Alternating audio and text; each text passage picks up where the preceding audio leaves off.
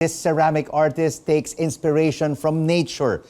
Rocks, shells, nests, butterflies, you name it, it's all in this cabinet. Her works now on display in an exhibition in Makati City. With me in the studio is ceramic artist and pottery maker, Winnie Go. Winnie, welcome. Thank you so much for joining us. Hi, thank you so much for having me, Rico. Wow, it is so inspiring to see this drawer with so many items. What made you decide to come up with these artworks?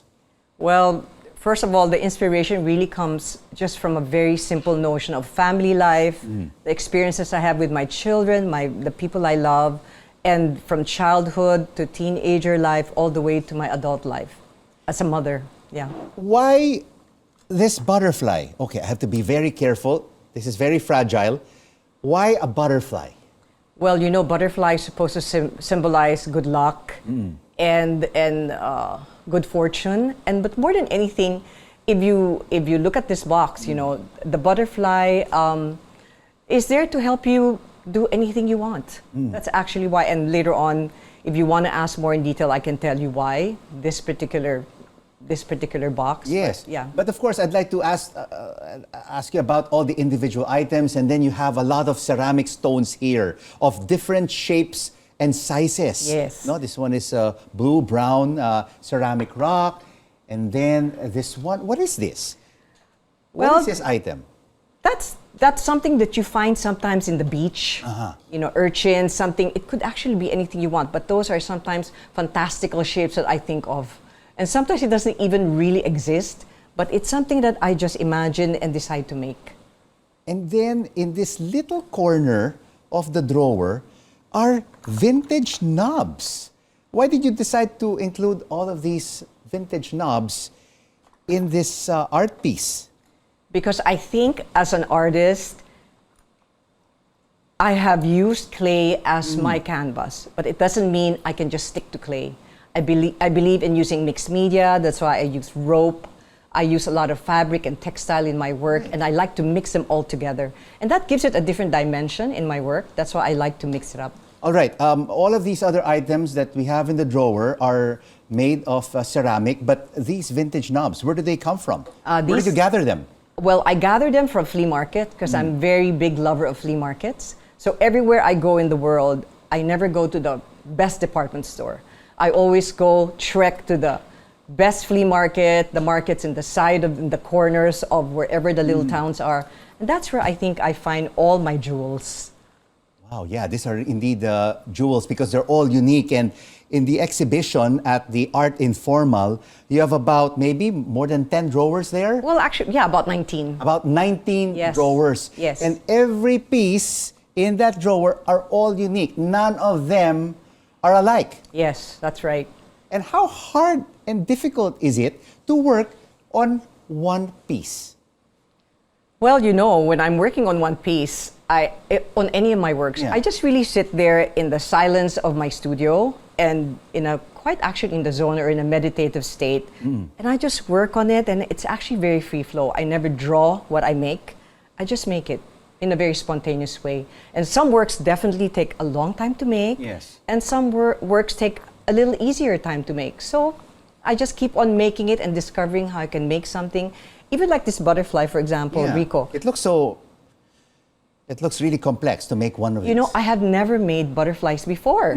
And so I had to sit down and think about, how am I going to make this butterfly? It's in my imagination how I want it to be.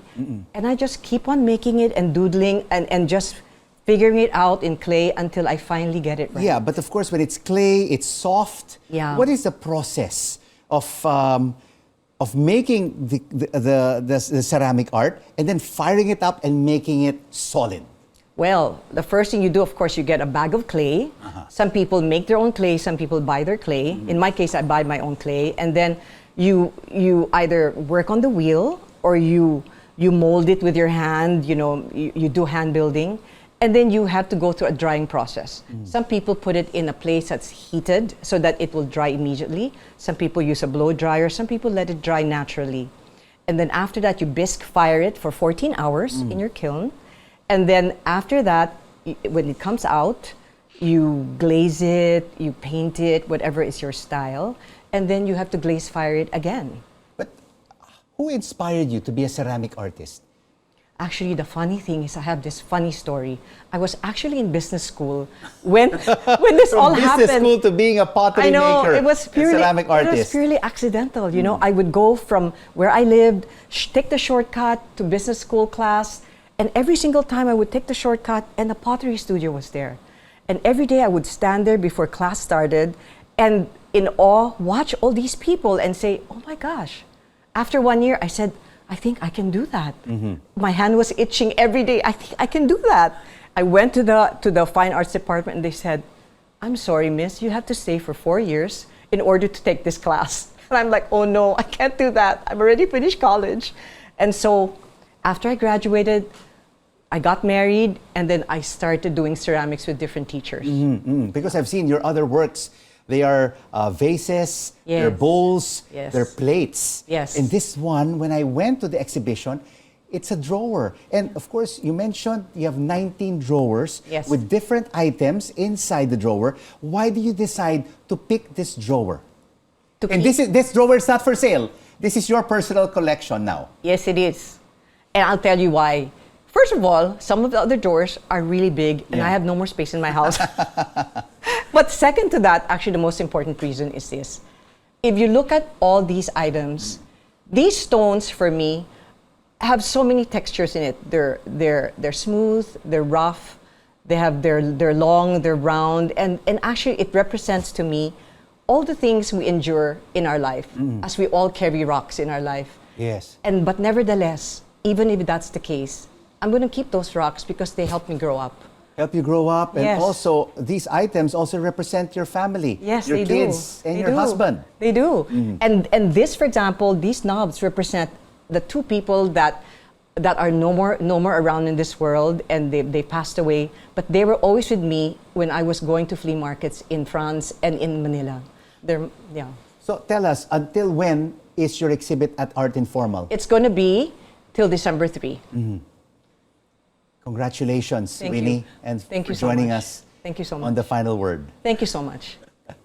Ceramic artist and pottery maker, Winnie Go.